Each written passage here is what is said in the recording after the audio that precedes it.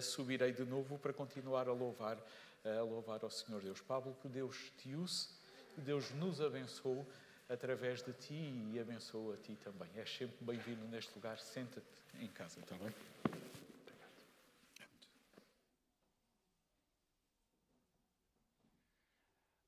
Bem, a primeira coisa que eu quero dizer é que eu estou mesmo em casa. E sinto-me assim.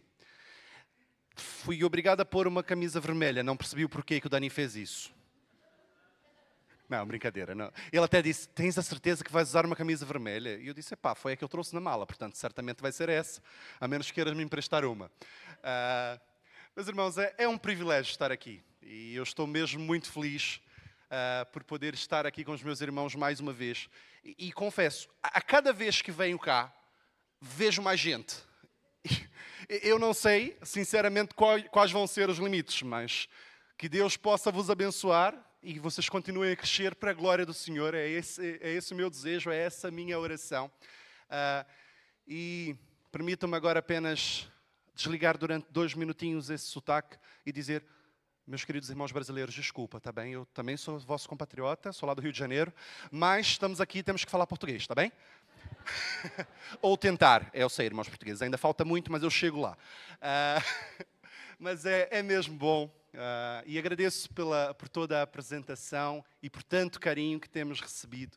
E, de facto, aquilo que nos traz aqui, ontem foi aquele momento incrível que tivemos, aqui pelas ruas do Porto e aqui nesse lugar, e hoje é expor a palavra do Senhor. E então, sem mais delongas, eu queria vos perguntar, conhecem aquele velho ditado que diz, o pior cego é aquele que não quer ver? Boa. Eu tinha dúvidas, porque alguns dizem ver, outros dizem enxergar. Eu disse, será que no Brasil é ver e aqui é enxergar? Eu nunca me lembro.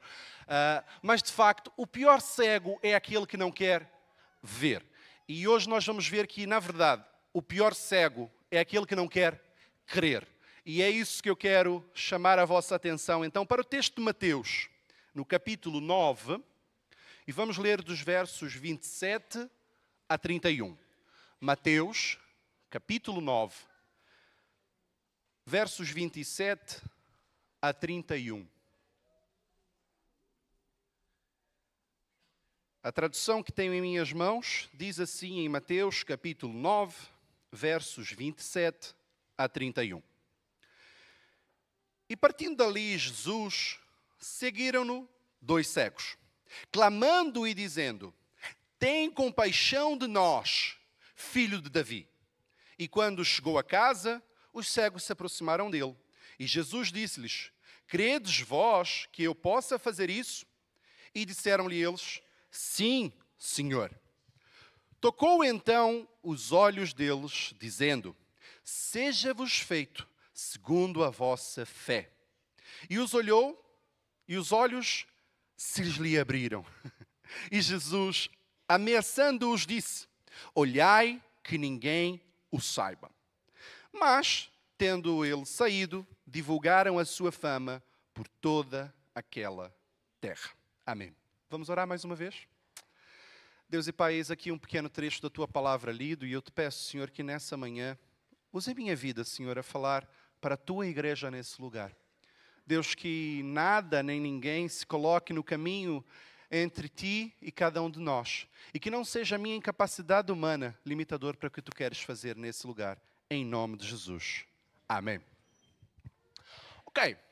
Então a primeira coisa que eu quero vos desafiar nessa manhã é algo que eu falo sempre para todos os meus adolescentes e falo sempre lá na igreja da Alcobaça, a quem já agora trago-vos um abraço por parte de toda a igreja. Nós precisamos tentar visualizar o texto que lemos. Se os irmãos fizerem esse exercício a cada vez que leem um texto da palavra do Senhor, vocês vão ver que, de repente, o texto parece que se abre na nossa frente. Nós vamos ver muitos pormenores e detalhes que, por vezes, não damos conta quando simplesmente fazemos o texto, uma leitura corrida. Então, vamos tentar visualizar. A primeira coisa que o texto diz é que, saindo Jesus, seguiram-no 2 cegos. A primeira coisa que nós precisamos visualizar é saindo de onde? Onde é que ele estava? Ainda se lembram da semana passada? Isso mesmo, da casa de Jairo, o chefe. Ele tinha ido lá fazer o quê? ressuscitar a filha dele que tinha morrido. Coisa fácil. Só foi ressuscitar um morto. Rapidinho, 1 minuto ou 2, está tratado o assunto. Ele faz isso e, de repente, quando ele sai, parece que vão se aproximar 2 homens e vão começar a segui-lo. Segui-lo de perto. A verdade é que a palavra original usada por Mateus para dizer segui-lo é uma palavra grega que quase que dá a impressão de pisar ao calcanhar da pessoa à sua frente, sabem? Seguir mesmo de perto. Eu acho que faz sentido, afinal eram cegos. Como é que eles iam seguir? Eu fico a me perguntar, na verdade, como é que eles chegaram à casa de Jairo, não é? Porque eles ouviram falar que um tal Jesus estava lá, que ele andava a fazer milagres. E eles começaram a procurar. Chegaram à casa de Jairo e começam a seguir de perto. E para melhorar a cena que estávamos a visualizar, os 2 ceguinhos quase a pisarem os calcanhares de Jesus, o que é que diz-nos o texto que eles faziam? Clamavam. Outras traduções, choravam. Talvez bradavam. É mesmo isso. É a ideia de que eles andavam atrás de Jesus a gritar. É mesmo isso que a palavra original quer dizer. Na verdade, é uma palavra que era usada para descrever o coachar de um corvo. Ah!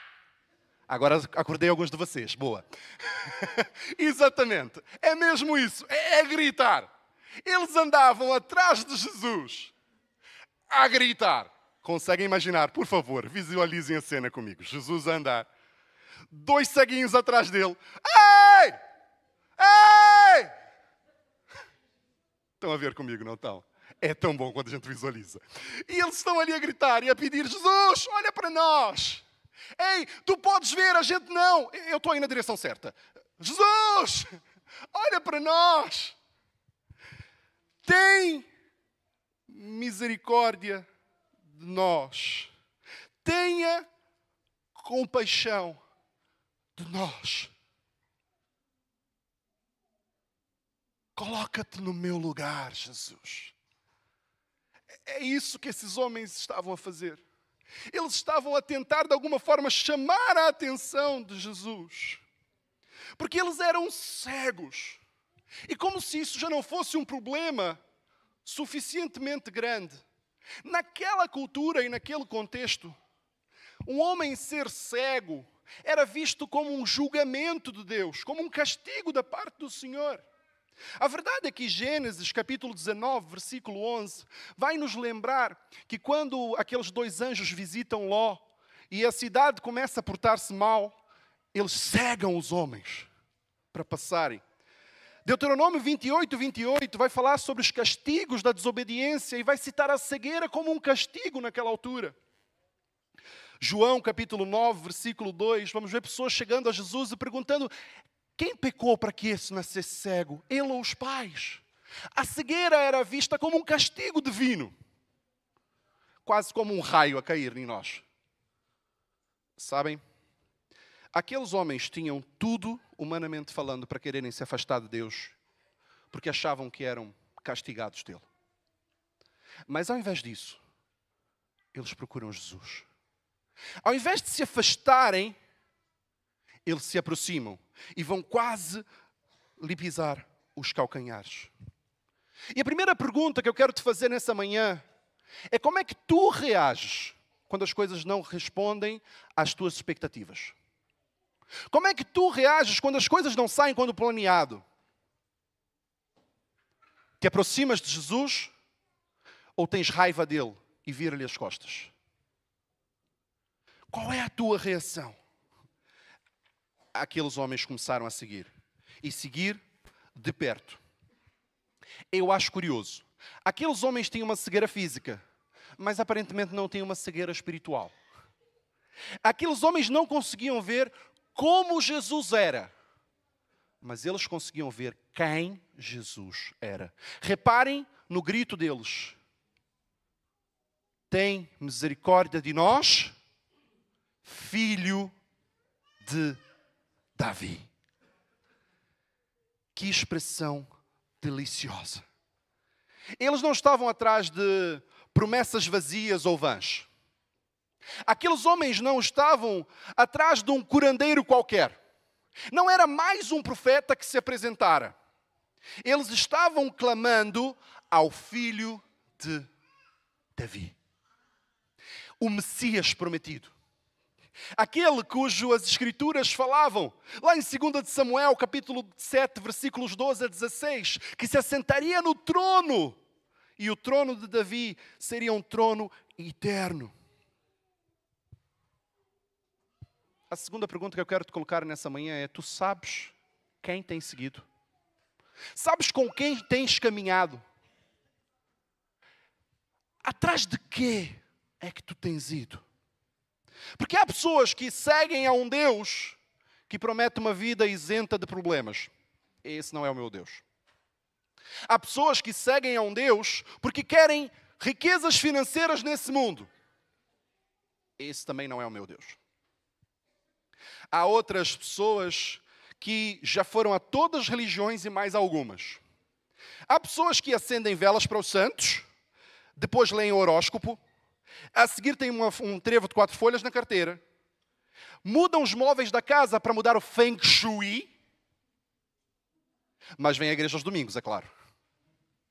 Sabem como diz o velho ditado, não é? A descer todo santo. Quando dizem isso ao pé de mim, eu costumo dizer: é verdade, mas cuidado que o diabo empurra.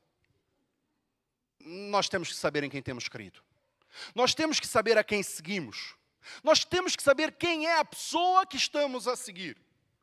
E aqueles homens sabiam exatamente. Esta igreja, pelo que sei, está há um biênio a estudar caminhando com Jesus. Caminhando com Cristo. Tu precisas saber quem é esse Deus. Para de seguir pessoas que não valem a pena. Para de seguir vídeos do YouTube que não te acrescentam em nada. Para de seguir uma sociedade que só impõe valores contra as Escrituras. Não sejamos como canas ao vento. Vamos seguir e caminhar com Jesus. Bem, então, mais uma vez voltando aos ceguinhos. Eles andavam ali, a caminhar, a gritar, a pedir: tem misericórdia, filho de Davi. E é curioso que eles estão a usar uma expressão que só aparece na introdução do texto de Mateus, e pela primeira vez alguém diz isso. Depois isso vai aparecer em várias vezes nos Evangelhos. Mas a expressão filho de Davi é a primeira vez que alguém a diz. E são 2 cegos. Eles vão então até o Messias prometido por um motivo muito simples.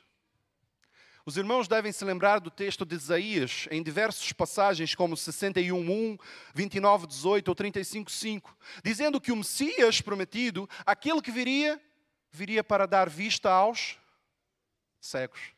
É normal, eles são cegos. Vão ao Messias, vão àquele prometido. E então, só para nós relembrarmos exatamente em que ponto da história estamos. Nós começamos esse texto, eu não estava cá, mas vocês sim, com Jesus a conversar, debater com os discípulos de João sobre um assunto importante. Então chega um tal de Jairo e diz: a minha filha morreu. Ele para tudo imediatamente e vai com ele. No meio do caminho, ele está a caminhar, alguém lhe toca a orla do manto. Imediatamente, ele para o que está a fazer, a cura sai para essa mulher, depois ele continua. E agora, quando ele sai, vem esses 2 cegos a fazerem isso, com milagres e milagres e milagres a acontecer, um a seguir ao outro, de imediato. Esses homens não apenas reconhecem quem Jesus é, não apenas seguem a Jesus, como clamam por cura. O que é natural que aconteça? De imediato, é a cura, não é? É claro que sim, é mais rápido que o McDonald's. Principalmente num domingo ao Porto. Não é bem assim.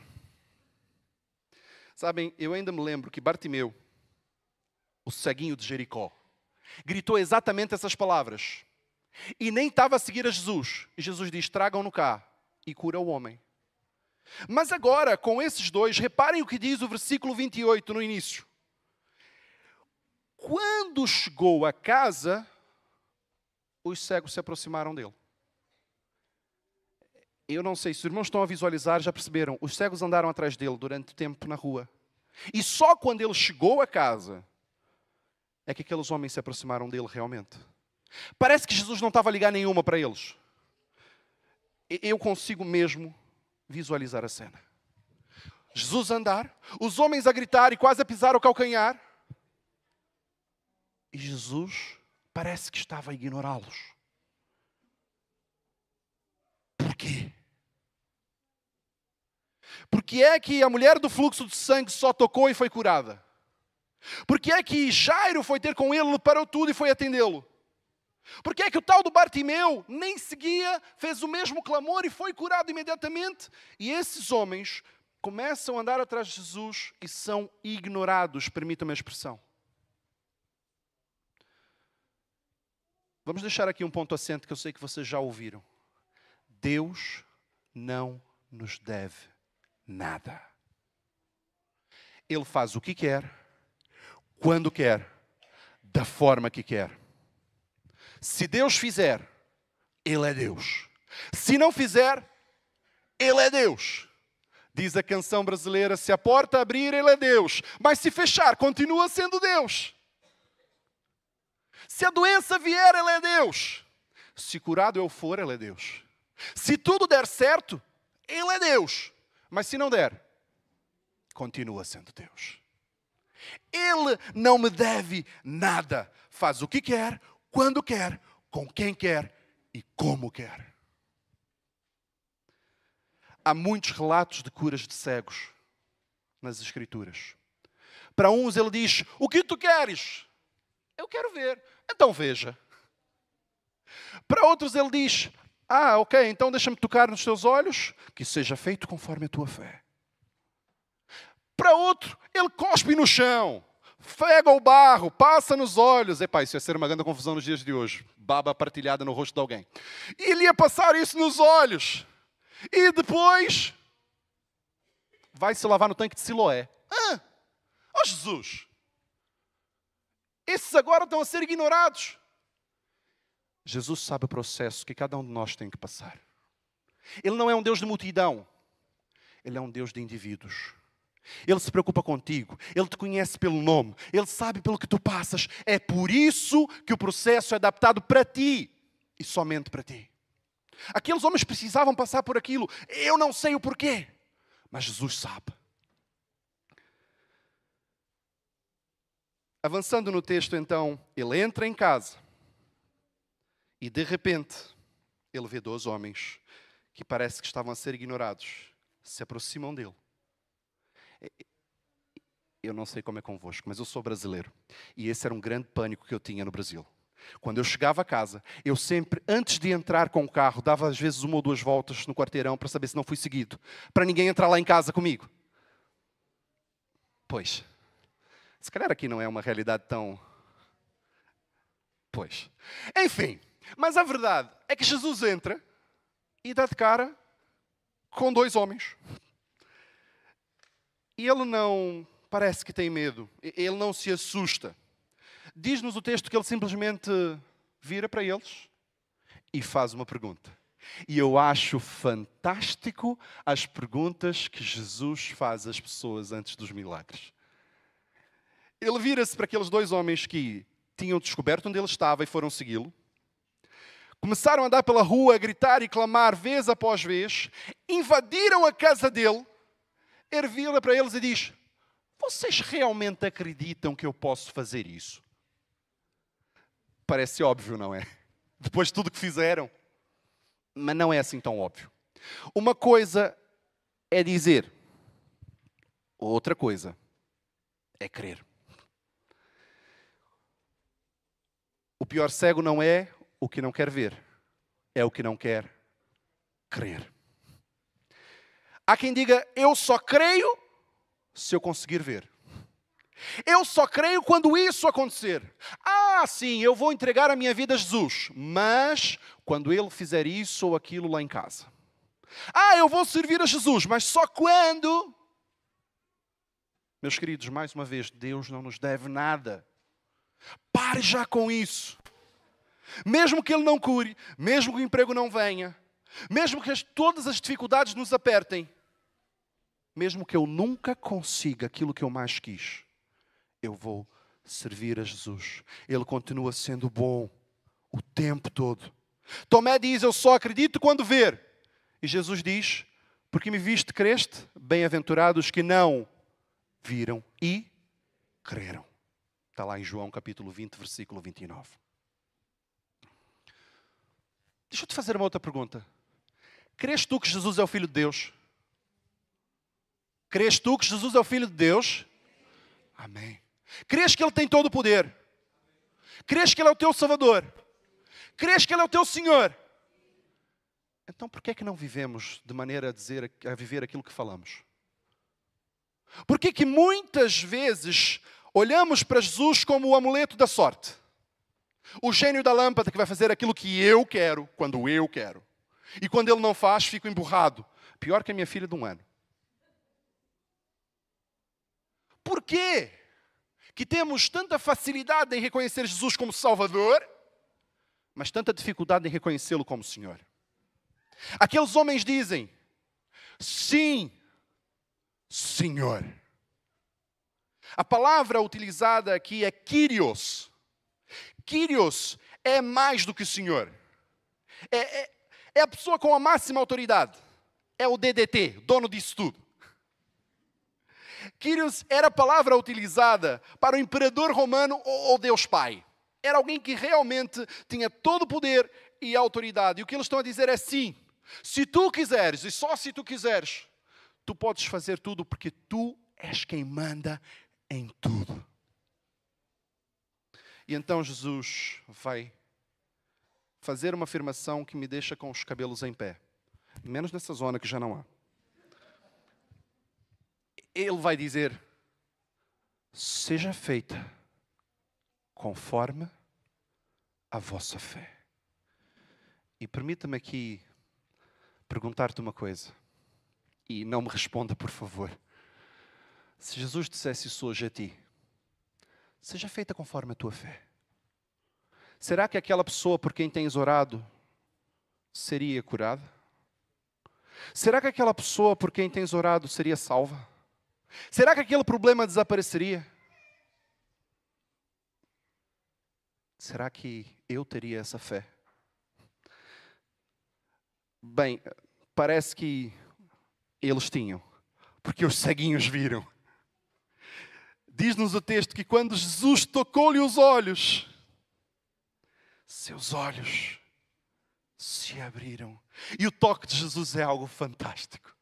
Eu sei que vocês já têm ouvido sobre isso, mas é delicioso imaginar a cena. E eu peço-vos para imaginar Jesus a tocar os olhos daqueles homens. E de repente, Jesus, que é a luz do mundo, a tocar olhos que nunca viram a luz. E de repente, eles veem a luz do mundo à sua frente. A luz de Jesus tocou as trevas daqueles olhos. É impossível não se lembrar de Isaías 9:2.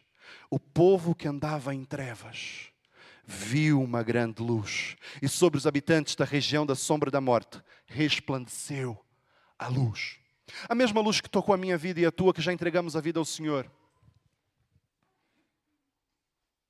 Agora, eu queria só desafiar-vos a tentarem ver o que os cegos viram.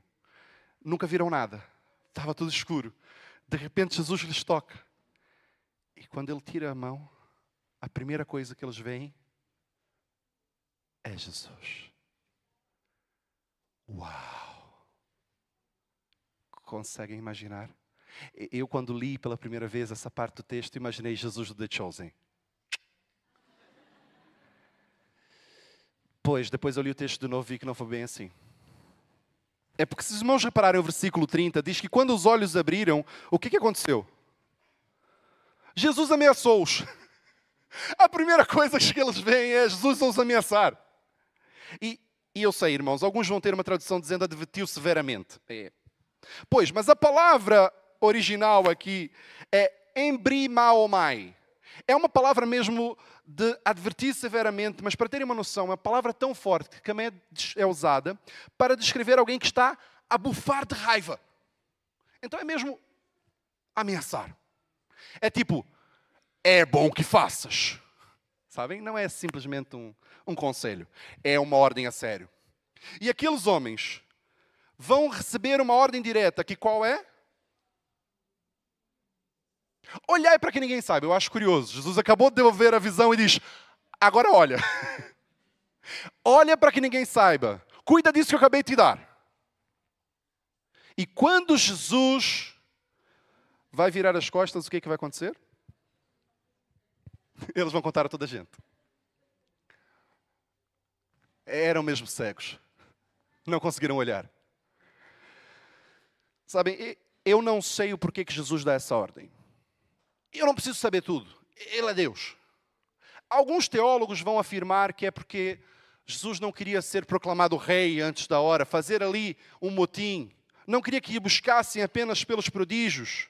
Mas a verdade é que ele deu uma ordem. Não falem para ninguém. Ele vira as costas e eles falam para toda a gente. Só duas observações para nós terminarmos. A primeira delas é que eu não sei o que aqueles homens falaram, mas parece que até hoje a fama de um Deus que castiga e ameaça é maior do que a de um Deus de amor que cura. É curioso, não é? A gente diz às nossas crianças, Deus está a ver e Ele vai te castigar. E o que aconteceu com Deus que é bom o tempo todo? Sim, Deus castiga, Deus é justo juiz, claro que sim. Mas o que aconteceu em dizer do Deus Emanuel, que se fez carne, habitou entre nós? Nós esquecemos de falar isso. Sabem, a minha filha tem mais ou menos 1 ano e meio. Eu sou pai, nunca me lembro exatamente. Mas ela está a aprender a falar. E uma frase que eu repito a ela todos os dias, e ela completa é, Deus é bom. O tempo todo. E quem é o seu melhor amigo? Jesus! E ela faz. É Jesus. Nós temos que ensinar isso às nossas crianças. Nós temos que viver isso. Deus é bom. Mesmo que Ele não faça, Ele é bom. E a última coisa que eu queria realmente lembrar nessa manhã é algo que eu dizia a mim mesmo quando li esse texto. Eles fizeram algo bom, não é? Eles não conseguiram conter a alegria. Eles não conseguiram esconder o milagre. Eles estavam tão felizes, agora vem, eles vão falar a toda a gente. Ao fim e ao cabo, eles divulgaram a fama de Jesus, isso é bom. Não, não é. Jesus deu uma ordem e eles obedeceram. Nem a gratidão é motivo para a desobediência. Nem a boa intenção é motivo para a desobediência. De boa intenção, está o inferno cheio. Eles creram em Jesus. Creram que Ele era o Messias. Disseram que Ele é Senhor. Mas não obedeceram às ordens dEle. Se queremos caminhar com Jesus, precisamos obedecer a sua palavra. Porque sim, o pior cego é o que não quer crer. Mas o pior crente é o que não quer obedecer. Vamos caminhar com Deus. Vamos obedecer a sua palavra. E que o Deus da palavra nos dê visão. Porque se até um cego consegue vê-lo, tu também consegues. Que Deus nos abençoe.